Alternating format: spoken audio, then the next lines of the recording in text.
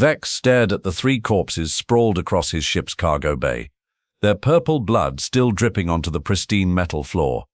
Three of the galaxy's most feared assassins, reduced to expensive meat sculptures in less than 30 seconds, by one human female who hadn't even broken a sweat. "Well," he muttered, tentacles twitching with what his species called amusement, but what humans might recognize as nervous laughter, that certainly wasn't in the briefing materials.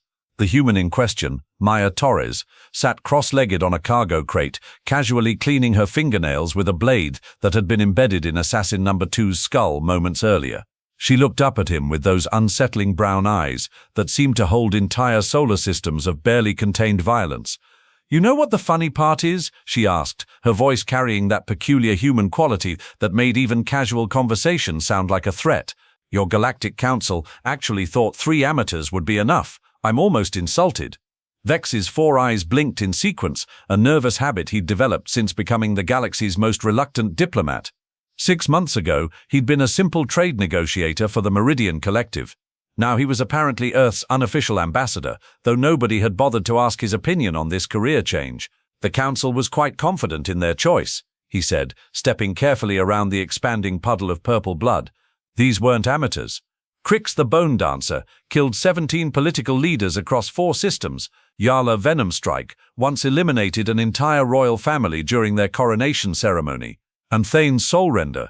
He paused, looking at the third corpse. "Well, his reputation speaks for itself." Maya shrugged, a gesture that somehow managed to convey both dismissal and mortal threat. "Spoke for itself. Past tense. Because apparently, reputation doesn't stop you from walking into an obvious trap like a tourist following a free candy sign." The truth was, Vex had warned the Council this would happen. He'd filed 17 different reports detailing why sending assassins after humans was roughly equivalent to poking a sleeping volcano with a stick soaked in rocket fuel. The Council had ignored every single report, dismissed his concerns as the paranoid ramblings of someone who'd spent too much time among the Deathworlders. Now he was staring at the proof of his predictions, and honestly, he wasn't sure whether to feel vindicated or terrified. "The Council won't be pleased," he said, already calculating how many light-years he'd need to put between himself and Galactic Central Command. "They were quite specific about wanting you eliminated before you could. How did they put it? Inspire further human aggression." Maya's laugh was the sound winter makes when it's feeling particularly cruel. "Human aggression? That's rich. You guys started this little dance party when you decided to glass Brisbane because you didn't like our trade negotiations. We just responded in our traditional human way, by declaring war on the entire galaxy, by declaring war on anyone stupid enough to think they could intimidate us with orbital bombardment." She stood up, stretching like Earth's apex predators did before they struck. "Besides, one city hardly justifies what you call human aggression. Wait until you see what we call getting serious." Vex's tentacles curled involuntarily. 3 months ago, the Galactic Council had authorized a demonstration of force against Earth after humans had the audacity to reject a trade agreement that would have essentially turned them into an economic vassal state. The demonstration involved turning Australia's 3rd largest city into a crater visible from orbit. The Council had expected surrender. They'd received something else entirely. Within 72 hours, human ships had appeared in 11 different systems, not invasion fleets, mind you, single ships, sometimes just one human per vessel. But somehow those single ships had managed to disable defense networks that had protected those systems for centuries. The humans hadn't destroyed anything, hadn't killed anyone unnecessarily. They'd simply turned off the lights, 12-star systems dark and defenseless, while single human voices broadcast the same message on all frequencies. "We can turn them back on whenever we feel like it. Maybe we should talk. The Council believes you have violated 47 different galactic treaties," Vex said, though his heart wasn't really in the accusation. Hard to maintain moral authority when you were standing next to evidence of your side's latest failure. 47. Maya tilted her head, and Vex noticed she had that particular human expression that usually preceded someone having a very bad day. "That's adorable. We stopped counting after the first 100. Turns out, when you write treaties assuming humans are just another client species, you leave some interesting loopholes." She walked over to the nearest corpse and nudged it with her boot. "Take Crix here. According to Galactic Treaty 847b, assassination attempts against diplomatic personnel constitute acts of war. But apparently that only applies if the target species is part of the Galactic Federation." She smiled, and Vex felt his circulatory system attempt to relocate itself somewhere safer. Humans aren't Federation members, so technically we are not protected by diplomatic immunity. That's correct, Vex admitted, though he was beginning to suspect he wouldn't like where this was going. Which means, Maya continued, her voice taking on the tone humans used when they were about to reveal something particularly unpleasant, when your council authorized these assassination attempts, they weren't committing acts of war. They were authorizing what humans call hunting expeditions. Hunting expeditions. Open season. No bag limit. No protected species classifications. Her smile widened. Did you know that Galactic Treaty 1247 Touchy allows any non-Federation species to claim bounties on individuals who commit hostile acts against their civilians? Vex's tentacles went completely still. He did know that treaty. It was an ancient piece of legislation, designed to allow primitive species to defend themselves against raiders and pirates. Nobody had invoked it in over 3 centuries because nobody had been stupid enough to Oh no. You didn't, he whispered. We absolutely did. Maya pulled out a small device that looked suspiciously like a human communication tablet. As of yesterday, the Earth Colonial Authority has posted bounties on every member of the Galactic Council. Standard rate, 50,000 credits per head, 100,000 for confirmed delivery. Vex felt his species equivalent of a heart attack attempting to happen in real time. That's impossible. The economic implications alone would destabilize your entire political structure, create a galaxy-wide manhunt for your leadership, turn every bounty hunter, mercenary, and opportunistic trader into potential threats. Maya's grin was now approaching weapons-grade levels of terrifying. Yeah, we thought of that too. Funny thing about humans, we are really good at thinking through consequences. The communication device in Maya's hand chimed softly. She glanced at it, and her expression shifted to something that made Vex's survival instincts start screaming evacuation protocols. Ooh, good news, she said, though her tone suggested the news was only good for humans. Looks like the bounty on Council Chairman Zephyr just got claimed. Some enterprising young Korthak trader managed to bag him during a diplomatic visit to the Outer Rim. Apparently, Zephyr's security detail wasn't expecting a 19-year-old carrying a plasma net and a really aggressive business plan. This is insane, Vex protested, though he was already running calculations on how quickly he could disappear into the unclaimed territories. You can't just put bounties on galactic leaders. The economic chaos alone will what? Crash your economy? Dissolve your political alliances? Force every council member to hide in bunkers while looking over their shoulders for the rest of their hopefully very short lives? Maya shrugged again. Sounds like a them problem. But the galactic stability, the trade networks, 300 species depend on 300 species who voted to turn one of our cities into a parking lot because we had the nerve to negotiate from a position of strength. Maya's voice lost its playful edge. You want to talk about consequences? Let's talk about the consequences of picking a fight with a species that considers orbital bombardment to be a formal declaration of game on. Vex stared at her, his 4 eyes trying to process the sheer audacity of what humans were attempting. You are going to collapse the galactic government over one city with 2 million people in it, Maya corrected. 2 million people who had families, jobs, dreams, and the basic expectation that their government would protect them from alien invasion fleets. Her voice dropped to something that made the cargo bay's temperature seem to plummet. But sure, let's call it one city and see how that argument plays at their memorial services. The device chimed again. Maya glanced at it and whistled appreciatively. Oh, this is getting interesting. Apparently, 3 more council members just got bagged simultaneously. Coordinated operation in the Helix sector. Professional work too. Someone used military-grade stun weapons and extraction protocols. She looked up at Vex with obvious delight. Your own people are getting into the spirit of things. That's impossible. Council security is designed to protect against external threats and political assassination attempts, Maya interrupted. Not against an economic incentive system that turns every citizen in the galaxy into a potential threat. Amazing what people will do when you offer them enough money to retire comfortably. She stood up and walked to the cargo bay's viewing port, staring out at the swirling colors of hyperspace. The funny thing is, we tried to do this the civilized way. Diplomatic channels, trade negotiations, mutual benefit agreements. Your council responded by turning 2 million civilians into vapor because they didn't like our terms. The council was perhaps overzealous in their response, Vex admitted, which was probably the understatement of several galactic ages. Overzealous. Maya tested the word like she was examining a particularly interesting poison. That's one way to put it. Here's another way. Your leadership committed what humans call a war crime, and then sent assassins to eliminate the witnesses. She turned back to him, and Vex noticed that her earlier amusement had been replaced by something far more dangerous. Do you know what humans call people who commit war crimes and then try to cover them up? What? Target practice. The device chimed a 3rd time. Maya glanced at it and actually laughed, a sound that somehow managed to be both musical and deeply unsettling. "Oh, this is perfect. Council member Thrix just got claimed by a group of vegan pacifists. Apparently, they used non-lethal capture methods and delivered him to the nearest human embassy with a note requesting the bounty be donated to refugee relief efforts." She shook her head in apparent admiration. "I love this galaxy sometimes."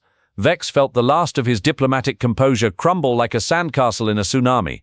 "This has to stop. The chaos, the economic disruption, the political instability. You are going to destroy everything we have built." "Everything you have built," Maya corrected. "Humans weren't invited to help build your galactic civilization, remember? We were supposed to be grateful client species, paying tribute and following orders like good little primitives." Her smile returned, sharp enough to cut through starship hull plating. "But here's the thing about humans that your council never bothered to learn. We are really, really good at tearing down things that don't include us." She walked back to the cargo crates and sat down, once again adopting that deceptively casual pose that somehow radiated mortal danger. "So here's how this is going to work, Vex. You are going to take a message back to what's left of your council. Tell them that the bounties stay active until they meet our terms." "What terms?" "Full reparations for Brisbane, 2 billion credits paid directly to the victims' families. Public apology and acknowledgement of wrongdoing, broadcast on all galactic frequencies, and," she paused, her smile widening, "full Federation membership for humanity, with all the rights and protections that includes. The Council will never agree to those terms, then they will keep getting hunted down like the war criminals they are," Maya said cheerfully. "Really, it's their choice. They can either apologize and pay up, or they can spend the rest of their lives hiding in bunkers while every sentient being in the galaxy tries to collect the bounty on their heads." Vex stared at her, his mind struggling to process the sheer ruthless elegance of the human strategy. They'd turned the galaxy's own economic and legal systems against itself, created a situation where the very foundations of galactic civilization had become weapons aimed at its leadership. "This is blackmail," he said weakly. "This is consequences," Maya replied. "Your council thought they could intimidate humans with a show of force. They thought wrong. Now they get to learn what happens when you pick a fight with a species that considers total war to be a legitimate negotiating position." The communication device chimed again, and Maya's grin became positively predatory. "Ooh, big news! Council member Vash just got claimed by a kindergarten class from New Geneva. Apparently, they pooled their allowance money, hired a freelance mercenary, and specifically requested that the bounty be used to build a memorial playground for the Brisbane children." She looked up at Vax with obvious delight. "Even our kids are getting into the spirit of things." Vax felt something that his species had no word for but humans would recognize as despair. "You have turned the entire galaxy into a hunting ground." "We have turned the galaxy into a place where actions have consequences," Maya corrected. "Your council committed genocide, then tried to cover it up with more murder. Now they get to live with the results." She stood up and walked toward the cargo bay exit. "Or, more accurately, they get to try to live with the results. The actuarial tables aren't looking great for their long-term survival prospects." As she reached the exit, Maya turned back to Vax one final time. "Oh, and Vax, you might want to start looking for a new job. Something tells me the Galactic Council isn't going to be in the market for diplomatic services much longer." She disappeared through the exit, leaving Vex alone with 3 corpses and the growing realization that humanity had just declared war on the concept of galactic authority itself, and they were winning. 3 days later, Vex found himself in the most secure bunker in the Andromeda sector, watching what remained of the Galactic Council argue over who was responsible for what his personal files now classified as the Great Human Miscalculation. "This is unprecedented," shrieked Council member Crix, his insectoid wings beating frantically as he paced around the reinforced conference table. "We have lost 17 council members in 72 hours. 17! Some of them taken by their own security details." "Correction," interjected Acting Chairman Zell, her crystalline form flickering with stress patterns. 18. Vorth got claimed 20 minutes ago by a group of Martian exchange students. They used their field trip budget to hire professional contractors. Vex watched this display with the detached fascination of someone observing a natural disaster from a safe distance, which he supposed was exactly what he was doing. The humans hadn't just declared war on the Galactic Council. They'd turned the entire concept of galactic governance into a blood sport where the house always lost. How? Crix's voice cracked across 3 octaves. How did primitives from a single world manage to destabilize 3 centuries of galactic civilization? By not being primitives, Vex said quietly, earning sharp looks from the remaining council members. I filed 47 reports warning you about human capabilities. You classified them all as excessive concern over minor threats. Minor threats don't collapse governments. Zell's form blazed with indignation. No, Vex agreed, but major threats that you consistently underestimate do exactly that. The bunker's communication system chimed with an incoming priority message. The holographic display flickered to life, revealing Maya Torres sitting in what appeared to be a comfortable Earth cafe, casually sipping something that steamed pleasantly while the galaxy's most powerful leaders cowered in an underground bunker. "Hello, what's left of the Galactic Council?" she said cheerfully, raising her cup in a mock toast. "I hope you are enjoying your new accommodations. I hear underground living is very popular these days, especially among endangered species." Zell's form pulsed with rage. "You murderous savage! You have turned civilized beings into bounty hunters." "Civilized beings," Maya repeated thoughtfully. That's interesting phrasing from someone whose government's first response to trade negotiations was orbital bombardment. She took another sip of her drink. "But you are absolutely right about the bounty hunters. Amazing what happens when you create a galaxy-wide economic incentive system. It's like watching capitalism work exactly as intended. You are destroying everything," Crix buzzed. "The trade networks, the diplomatic relationships, the very foundations of interspecies cooperation." Maya's smile was the stuff of nightmares. "Funny thing about foundations, they are only as strong as the principles they are built on. Turns out, foundations built on do what we say or we will glass your cities aren't particularly stable when someone pushes back." The communication system chimed again, displaying an incoming data stream that made every council member present go very, very still. It was a real-time bounty board showing the current status of every council member's capture price. Green indicators showed claimed, yellow showed in progress, and red showed still available. The board was mostly green. "Oh good, you are all seeing the scoreboard," Maya said, noticing their reactions. "Isn't technology wonderful? Full transparency in government, real-time accountability, immediate consequences for poor decision-making. It's almost like humans believe in responsive leadership." "This has to stop," Zell managed, her voice barely above a whisper. "The chaos is spreading beyond the council. Trade routes are disrupted, communication networks are failing, entire sectors are declaring independence. I know, isn't it exciting?" Maya's enthusiasm was absolutely terrifying. "It's almost like when you base your entire governmental system on fear and intimidation, people stop cooperating the moment someone offers them a better alternative." Vex cleared his throat carefully. "What exactly would humans consider a better alternative?" Maya's attention shifted to him, and he felt that peculiar human quality that made even casual conversation feel like a negotiation with armed explosives. "That's an excellent question, Vex. I'm glad someone finally thought to ask." She stood up from her cafe table and walked toward what appeared to be a viewing window overlooking a bustling Earth city. "Humans have some radical ideas about governance, crazy concepts like a presentation, accountability, and not committing genocide when trade talks don't go your way." "We are listening," Vex said, ignoring the frantic tentacle gestures from his fellow council members. "Here's the thing," Maya continued, her voice taking on a tone that suggested she was about to explain something very simple to very slow children. "The bounty system isn't punishment, it's a job interview." "Job interview?" Zell's form flickered with confusion. "We are hiring," Maya said simply. "The Earth Colonial Authority is looking for experienced galactic leaders to help establish a new interspecies government, one based on actual cooperation instead of thinly disguised extortion." The bunker went completely silent except for the soft humming of life support systems and what might have been Crorix having a nervous breakdown. "The bounties aren't execution orders," Maya explained. "They are recruitment incentives. Every council member brought in alive gets offered a position in the new government structure. Full amnesty, competitive salary, excellent benefits package. The only requirement is publicly acknowledging that maybe, just maybe, turning civilian population centers into parking lots isn't an acceptable negotiating tactic." Vex felt his entire worldview attempting to reorganize itself.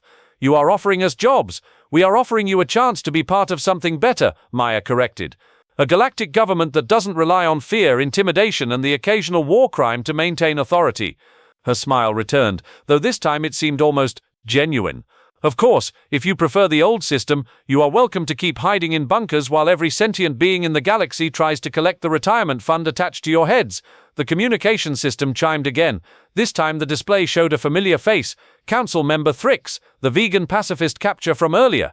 He appeared to be sitting in a comfortable chair, unrestrained, with what looked suspiciously like a plate of cookies within reach. "Hello, colleagues," Thrix said, his voice carrying an emotion that Vex hadn't heard from a council member in decades. "Relief. I want to assure you that my capture was entirely civilized. No violence, no threats, just a very polite request to accompany some remarkably well-informed beings to discuss alternative career opportunities." "Thrix," Zell exclaimed. "Are you injured? Are they torturing you? What do they want?" "They want to know if I'd be interested in heading the new Department of Interspecies Ethics," Thrix replied, taking a bite of what appeared to be an earth pastry. "Apparently, my background in conflict resolution and non-violent dispute management makes me an ideal candidate." He paused. "Also, they have excellent snacks." Maya reappeared on the main display, her expression now bordering on smug. "As you can see, the new management style is somewhat different from what you are used to. Less obey or die, more cooperate and prosper." "This is insane," Crix muttered, though his wings had stopped their frantic beating. "You can't just restructure galactic government with bounty hunters and job offers." "Watch us," Maya said cheerfully. "In fact, you are watching us. Real-time restructuring of galactic government, happening right now, broadcast live across all frequencies." She gestured toward her viewing window. "Did you know that 47 different species have already applied for membership in the new Galactic Cooperative? Apparently, the promise of no random orbital bombardments is quite appealing to civilized beings." The reality of the situation began settling over Vex like a particularly heavy blanket made of inevitability. The humans hadn't just declared war on the Galactic Council, they'd declared war on the entire concept of authoritarian government and were systematically replacing it with something that actually worked. "The Brisbane reparations," he said quietly. "You still want those?" "We absolutely want those," Maya agreed. 2 billion credits paid directly to the families, non-negotiable. But here's the interesting part. The new Galactic Cooperative has already raised 4 billion credits through voluntary donations from member species. Turns out, when you ask nicely instead of demanding tribute at gunpoint, people are remarkably generous. 4 billion. Zell's form flickered with what might have been hope. 4.7 billion, as of this morning, Maya corrected. The Andromedan Trade Union alone contributed 800 million credits, along with a formal apology for their previous government's regrettable failure to prevent atrocities committed in their name. Their words, not mine. Vex stared at the displays showing real-time updates of the galaxy's transformation. Species after species declaring independence from the old council system and applying for membership in humanity's new cooperative structure. Trade routes reopening under new management. Communication networks being upgraded with human technology that actually worked reliably. "You planned this," he said. "The pieces finally falling into place. The bounties, the chaos, the governmental collapse. This was always the goal." "Planned is a strong word," Maya said, though her expression suggested that planned was exactly the right word. "Let's say we prepared for multiple contingencies. Your council chose the path that led to bounty hunters and career counseling. They could have chosen the path that led to negotiated settlements and mutual cooperation. What if we refuse?" Zell asked. "What if we continue to resist?" Maya's smile returned to its earlier, more terrifying configuration. "Then you keep hiding in bunkers while the galaxy moves on without you. The new Galactic Cooperative doesn't actually need the old Council's permission to exist. We are just offering you the chance to be part of the solution instead of part of the historical footnote." The communication system chimed one final time. The display showed a massive holographic map of the galaxy, with thousands of star systems marked in either red or green. As they watched, red systems continued flipping to green at an accelerating pace. "Current membership in the Galactic Cooperative," Maya explained helpfully. "Green systems have formally joined. Red systems are either still controlled by the old council or are in the process of switching sides." She paused, studying the display. "At current rates, we estimate full galactic coverage within 6 standard months." 6 months, Vex repeated numbly. 6 months, Maya confirmed. "After which point, the old Galactic Council will be a historical curiosity, the bounty system will be retired as no longer necessary, and the galaxy will be run by beings who understand that cooperation works better than coercion." She leaned forward slightly, her voice taking on a tone that somehow managed to be both friendly and absolutely final. "So, what's it going to be? Do you want to be part of building something better, or do you want to spend your remaining time explaining to historians how you managed to lose control of an entire galaxy because you couldn't resist the urge to commit war crimes?" Vex looked around the bunker at his fellow council members. Crix had stopped buzzing entirely and was staring at the displays with what might have been wonder. Zell's form had shifted to colors that indicated deep contemplation rather than panic. "The job offer," Vex said slowly. "Is it genuine?" "Completely genuine," Maya replied. "Full amnesty, competitive salary, excellent benefits, and the chance to help build a governmental system that doesn't rely on fear and violence to maintain authority." Her smile softened slightly. "Plus, you get to work with beings who think problems should be solved through negotiation rather than orbital bombardment. And if we accept, then you help us build something worth being proud of," Maya said simply. "A galactic civilization based on actual civilization instead of barely controlled chaos." Vex made a decision that would either be remembered as wisdom or cosmic stupidity. "I accept." "Excellent choice," Maya said, her entire demeanor shifting to something that actually resembled warmth. "Welcome to the Galactic Cooperative, Vex. Your first assignment is helping design a treaty system that doesn't include any clauses about acceptable circumstances for genocide." That sounds like meaningful work," Vex admitted. "The most meaningful work in the galaxy," Maya agreed, "building something that actually works instead of just pretending to work while secretly being held together by threats and intimidation." One by one, the remaining council members began accepting Maya's offer. Not because they had to, Vex realized, but because for the first time in centuries, someone was offering them the chance to be part of something that might actually deserve to exist. 6 months later, Vex stood in the newly constructed Galactic Cooperative headquarters, watching representatives from over 300 species work together on problems that the old council had never even tried to solve. No threats, no intimidation, no orbital bombardments hanging over failed negotiations. Just beings of various species trying to build something better than what they'd inherited. Maya Torres walked up beside him, carrying 2 cups of that earth beverage she'd been drinking during their first negotiation. "Coffee," she explained, offering him one. "It's a human thing, helps with long planning sessions." "Is this what you intended from the beginning?" Vex asked, accepting the cup and finding the drink surprisingly pleasant. "We intended to survive," Maya replied honestly. "Everything else was just problem-solving." She gestured toward the bustling cooperative headquarters. "Turns out, when you offer beings the choice between fear-based authoritarianism and functional cooperation, most of them choose cooperation, and the ones who don't." Maya's smile was peaceful now, but Vex could still see the steel underneath. "The bounty system is still technically active, just in case anyone gets nostalgic for the good old days of casual genocide."